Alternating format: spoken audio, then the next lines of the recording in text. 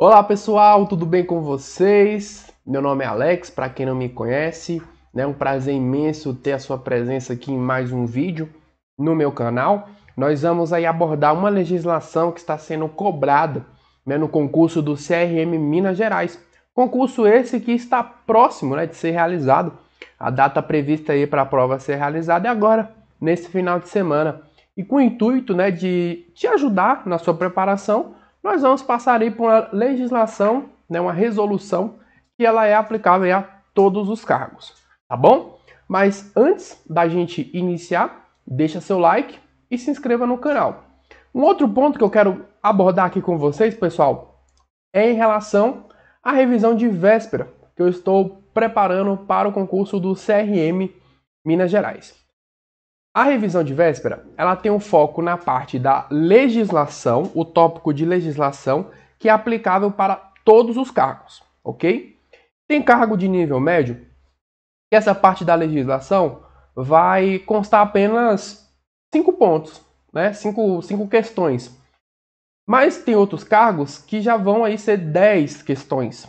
Então, vai ter um peso aí diferente aí para determinados cargos. Por isso, que eu resolvi fazer a revisão de véspera separado. Quem quiser optar só pelo primeiro dia, pode comprar separado só o primeiro dia. E no primeiro dia, que a revisão vai acontecer na sexta-feira à noite, nós vamos revisar a parte das legislações. Eu montei em torno de 20 questões, tá? 20 questões e focando ali em pontos importantes das legislações, certo? Não tem segredo, quando se fala em legislação da banca Quadrix, você, quando lê a legislação ali, você percebe o que tem cara de ser questão de prova e o que não tem. Então, o intuito da nossa revisão de véspera é passar por esses pontos importantes aí das legislações, ok? O segundo dia, ele é mais voltado para quem vai fazer aí para o cargo de assistente administrativo e quem vai fazer para o cargo de agente fiscal, onde a gente vai revisar aí conteúdos que são, similares para os dois cargos, que esses que eu mencionei aí para vocês, tá? E eu estou focando também muito na parte da legislação para agente fiscal. Eu vou mostrar aqui para vocês poderem visualizar, está dessa forma aqui. E o link para você adquirir está na descrição do vídeo, tá? Esse aqui é o primeiro dia, como eu havia mencionado. Nós vamos revisar aí essas legislações, tá? Umas com mais, a gente vai revisar com mais intensidade do que outras, tá bom?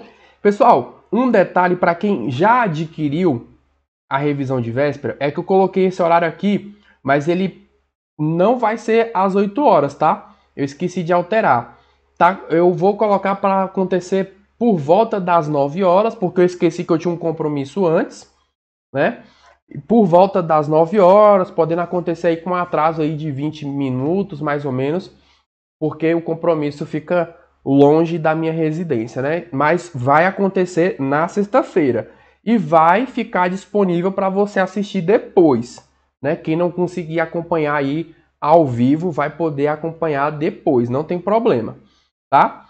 Então são essas aqui as legislações que a gente vai visualizar no nosso primeiro dia, tá? Em forma de questões e também alguns pontos que a gente vai dar um maior enfoque. Aqui está o valor, pode ser dividido também, tá? Pode pagar no boleto, pode pagar no Pix, no cartão. Então, esse aqui é o primeiro dia, beleza? Aqui nós temos o segundo dia. Como eu havia mencionado com vocês, a gente vai revisar pontos relacionados aí, pontos que são cobrados para o cargo de agente administrativo, noção de administração, processo administrativo, estrutura organizacional, cultura, noção de licitações públicas, noção de arquivologia. Vamos resolver aí umas questões de múltipla escolha da banca, tá?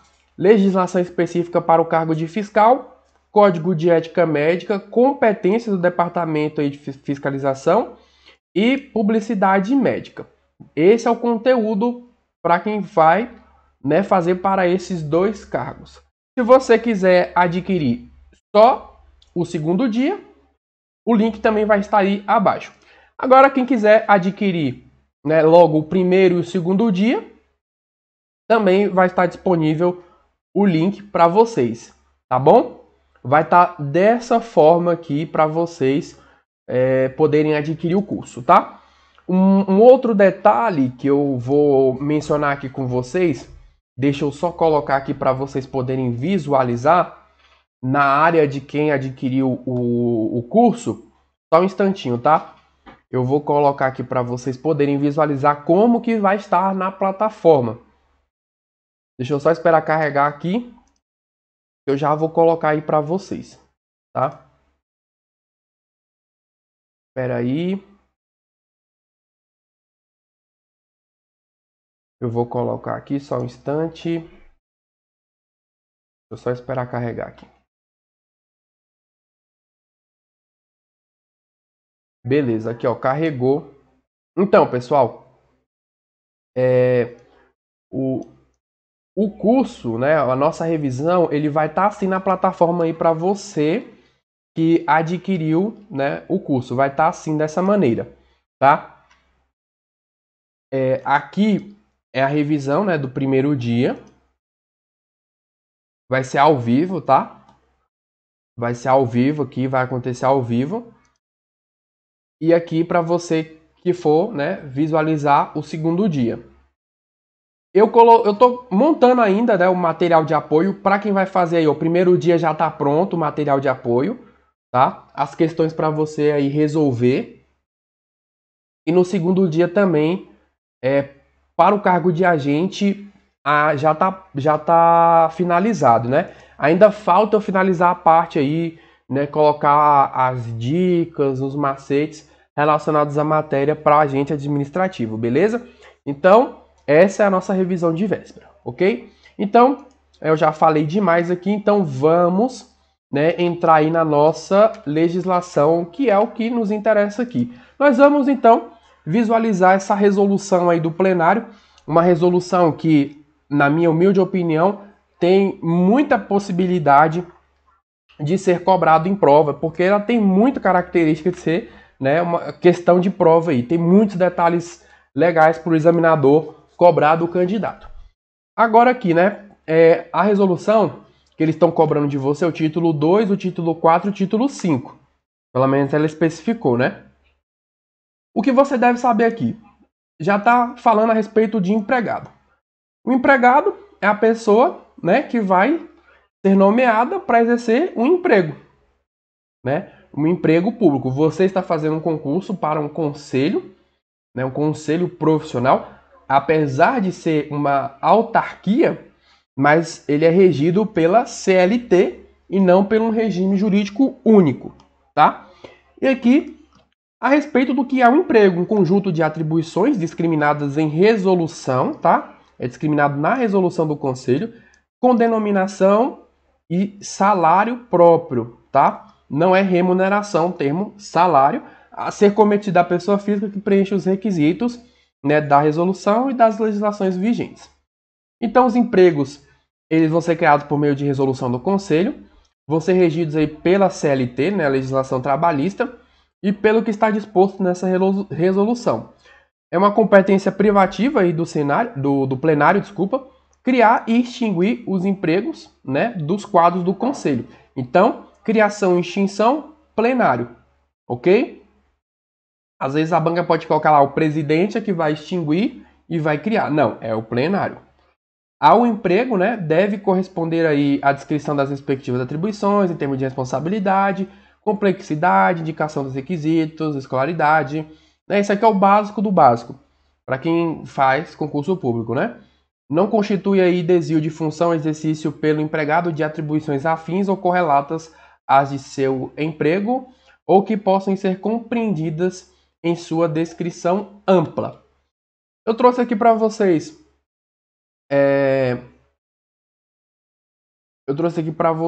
o que está disposto aí, né? O artigo 11 ele fala que o conselho ele possui um quadro de empregados que está definido no anexo 2. Eu trouxe para vocês aqui os empregos permanentes, né? Os cargos aqui, ó, agente administrativo, quem está fazendo aí, né? É um cargo de nível médio, E agente fiscal, também considerado aí um cargo de nível médio. Aí eu aproveitei também e trouxe um print aqui dos demais, né, anexos que estavam aí na resolução. Aqui relacionados aos empregos em comissão, tá? Aqui é o emprego em comissão de recrutamento aí restrito. Aqui é de recrutamento amplo. Uma tabela de salários, né, mas aqui é só realmente para mostrar para vocês, tá? Não acredito que a banca vai cobrar isso aqui, só para mostrar mesmo. Então aqui, né, todos os atuais empregados, eles devem ser enquadrados, né, em um dos atuais empregos do conselho e no respectivo nível salarial, né? Se você fez um cargo de nível médio, tem que receber compatível com o que está lá na tabela, né? Os empregos previstos na resolução, o que não constam, né, no anexo 2º, vão estar extintos, né? O que não constou nessa resolução atual foi extinto. O número de empregados que forem alocados ali nos órgãos do Conselho será adstrito à respectiva necessidade de funcionamento.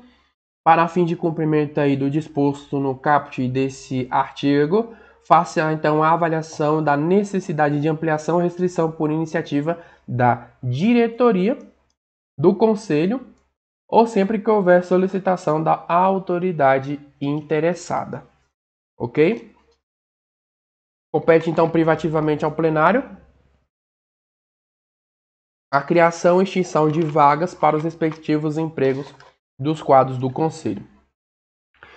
O Conselho ele vai manter ali um livro de registro de todos os empregados que vai, né, constar com a qualificação civil ou profissional, né, se é qualificação civil, né, se é solteiro, se é casado, profissional de cada trabalhador, qual é a formação, qual é o nível que possui, dados relativos à admissão no emprego, a duração e efetividade aí do trabalho, férias, acidentes e demais circunstâncias que interessem à proteção do trabalhador, outras determinações legais e regulamentares. E o livro de registro, né, ele pode ser substituído por sistema de fichas ou eletrônico, que acredito que seja até mais fácil, né, lidar com isso de forma eletrônica, desde que sejam observadas as instruções expedidas pelo Ministério do Trabalho. O Conselho, ele poderá celebrar, tá? Poderá dar uma noção aqui de uma possibilidade, não uma obrigação, né? Então, ele poderá celebrar contratos para a prestação dos serviços e atividades não inerentes às finalidades princípios do Conselho, tais como vigilância, telefonia, limpeza, conservação ou semelhantes ali, né? Basicamente falando ali daquelas funções que são importantes para a manutenção do Conselho, né? Aquela para a segurança, né? Por exemplo, a vigilância, para a conservação, né? O pessoal da limpeza.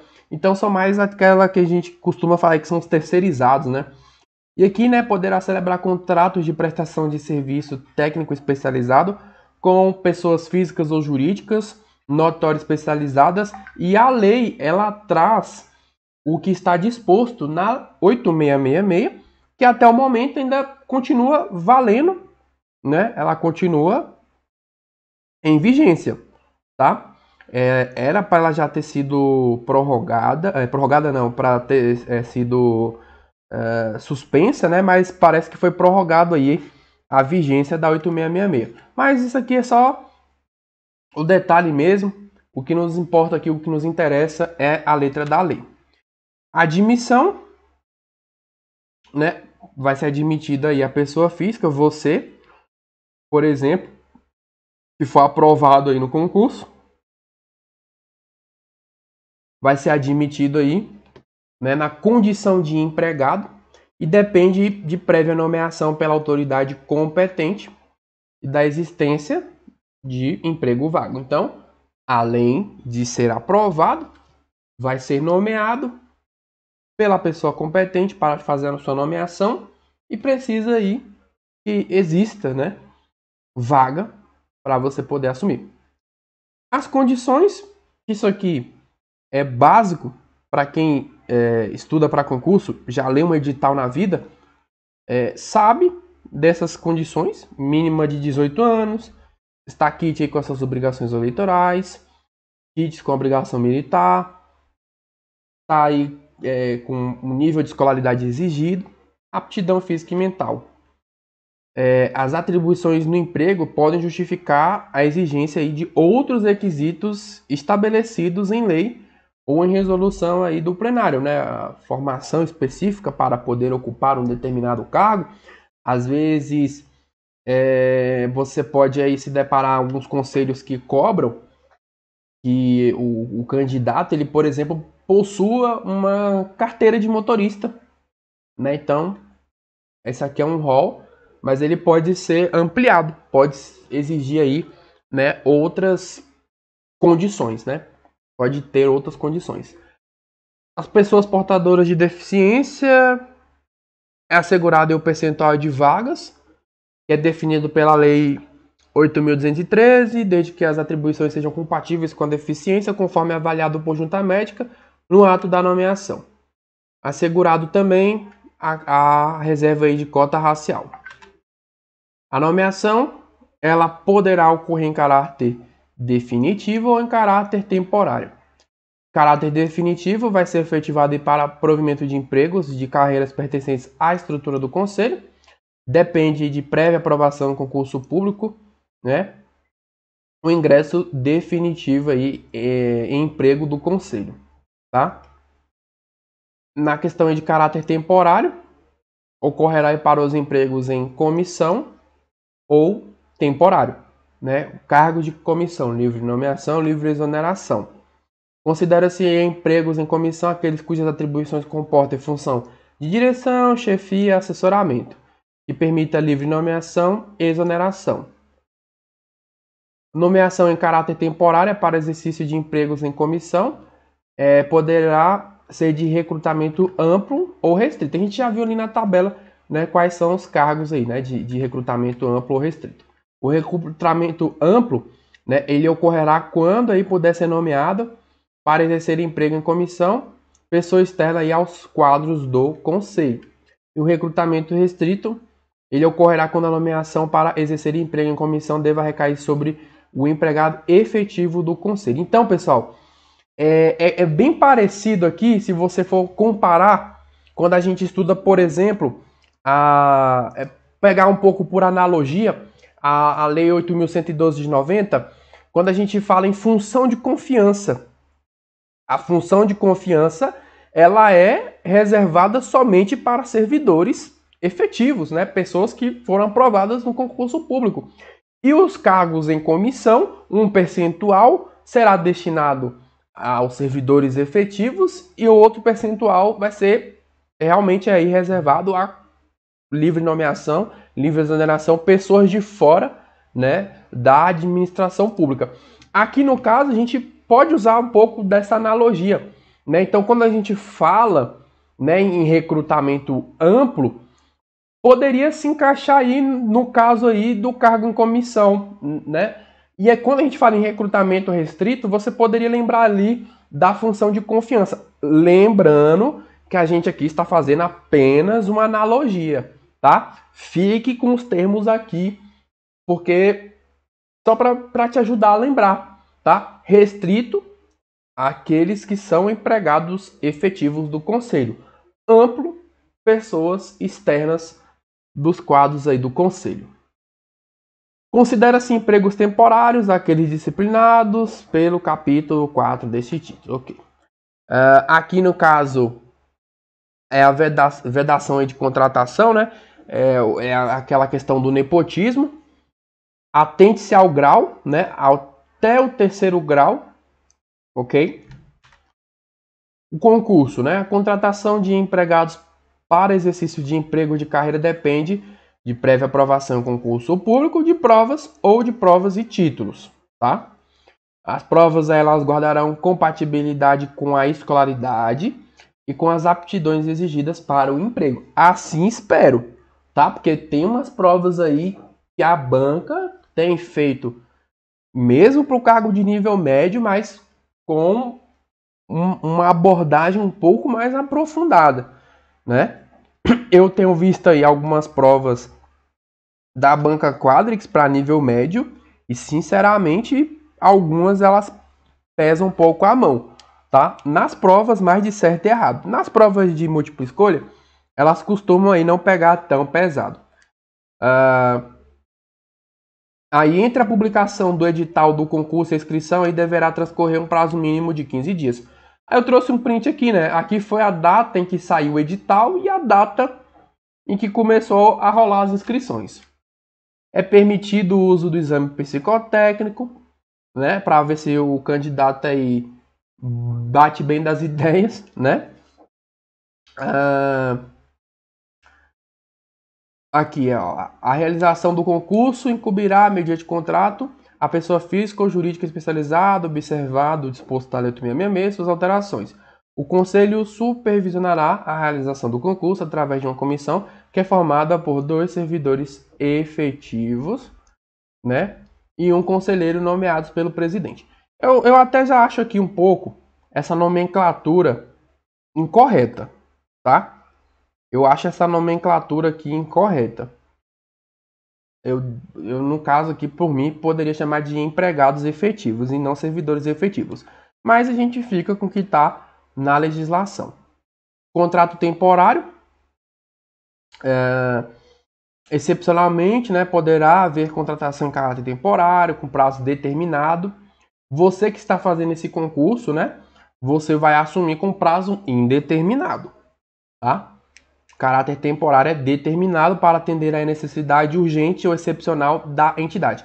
Quando a gente estuda, né, dentro do direito administrativo, a questão aí dos agentes temporários, né, a gente usa muito a figura do agente que trabalha no IBGE, por exemplo. Ele está ali para suprir uma demanda urgente, né, excepcional, e é um contrato por tempo determinado. Às vezes pode até ser prorrogado, mas tem que ser finalizado. E aqui, né, a necessidade urgente ou excepcional deverá ser declarada em resolução do plenário. O contrato por tempo determinado e para atender a interesse urgente ou excepcional não poderá exceder ao prazo de 1 ano, podendo haver uma única prorrogação pelo mesmo período do contrato inicial, tá? Então, se fez uma contratação por um período de 6 meses, aí só pode haver uma única prorrogação pelo mesmo período do contrato inicial, mais 6 meses, ok? 1 ano, prorroga mais 1 ano. Fez um contrato inicial de 2 meses, prorrogação mais 2 meses, entenderam? Havendo interesse excepcional que não se caracterize também como urgente, a seleção dos empregados temporários deverá ser feita mediante um processo simplificado de análise curricular. O plenário, mediante proposta do presidente do Conselho, deverá aprovar a resolução em que sejam aí consignados salário do contratado, né, para exercer aí atividade urgente ou excepcional, atribuições dos empregados, uma jornada diária de trabalho, número de empregados a ser contratados, o prazo de duração dos contratos e possibilidade ou não de sua renovação. O contrato aí de experiência.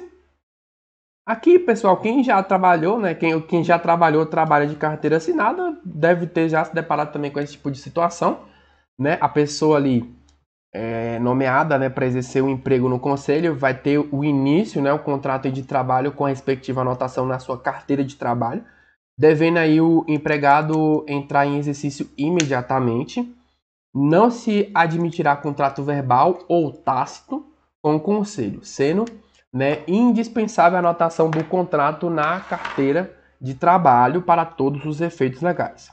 O contrato inicial de 45 dias prorrogáveis por o igual período, né, será aí, né, de experiência, né? Então, período de experiência aí no total 90 dias.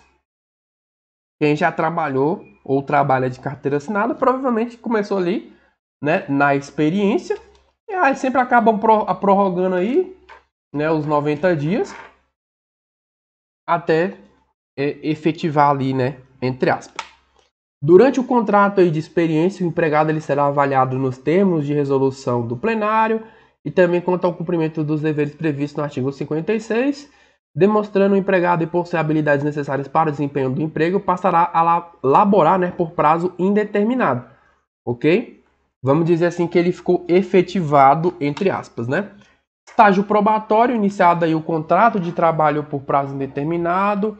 O empregado ele cumprirá então o estágio probatório pelo período de 3 anos, contado a partir da data do ingresso.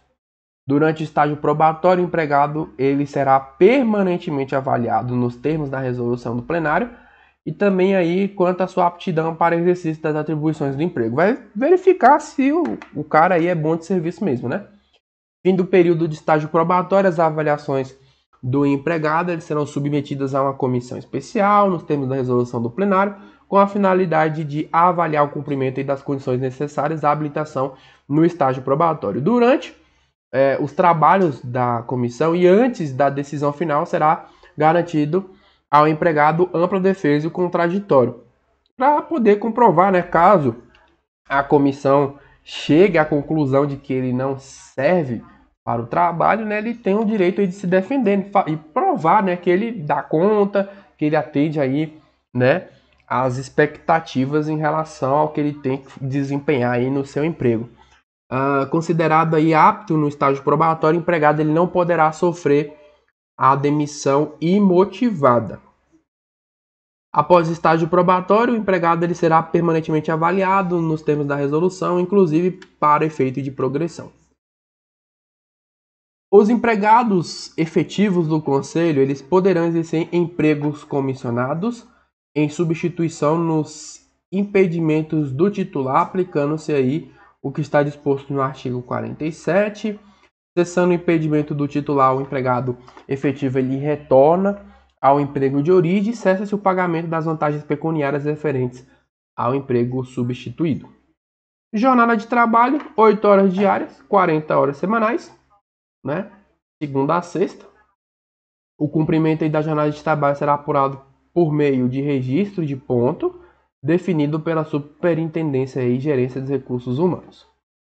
A exceção aqui, né? Excetua-se do disposto no artigo anterior a jornada do trabalho dos advogados, jornalista, médicos fiscais, que vai ser o quê? 6 horinhas diárias e 30 horas semanais. Então, o pessoal que está fazendo aí o concurso para o cargo de advogado, jornalista e médico fiscal, vai ter uma jornada de 6 horas diárias, que é uma jornada bem bacana, né? E empregados que não optaram aí pela jornada diversa daquela que foram contratados. Também poderão ser contratados aí advogados com dedicação exclusiva. Se atente a isso aqui, tá? A dedicação exclusiva não impede o exercício do magistério, né? Poder dar aulas, né? O pessoal que é formado aí em direito vai trabalhar no conselho com dedicação exclusiva, porém pode ser liberado para dar aulas, porém é preciso que haja compatibilidade de horários. Somente em caso de extrema necessidade, assim determinada pelo presidente do conselho, os empregados poderão laborar além da jornada de trabalho, fazer aquela famosa hora extra, né? Só nesse caso aqui, ó, extrema necessidade, né? E essa necessidade ela vai ser determinada pelo presidente. Em casos específicos, poderá ser implantado o regime de teletrabalho, famoso home office. Ok? Então, é isso. A gente fecha esse primeiro título aqui, tá? Dessa nossa resolução. Espero realmente ter ajudado vocês aqui a entender um pouco, né? Se ficou alguma dúvida, pode colocar aí nos comentários.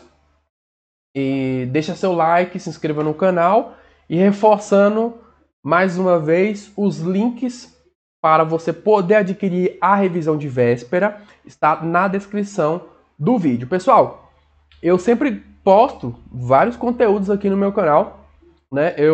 Um certo tempo, por exemplo, eu fiz um vídeo relacionado ao Código de Ética Médica. Se não me engano, foi para o CRM, não lembro agora se foi do Goiás, eu fiz ali em torno de 15 questões. Das 15 questões que eu fiz, 10 foram cobradas no concurso. Agora eu não estou lembrado qual foi o conselho, mas eu lembro que eu até postei no meu Instagram. Foram cobrados aí em torno das 15 que eu montei, e o código de ética médica é um pouco extenso, né? São mais de 100 artigos.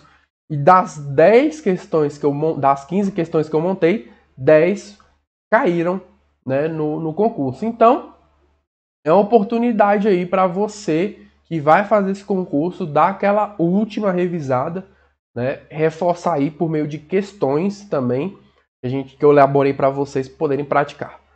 Beleza? Então, fiquem com Deus, um grande abraço e a gente se encontra, tá, no próximo título aí da resolução.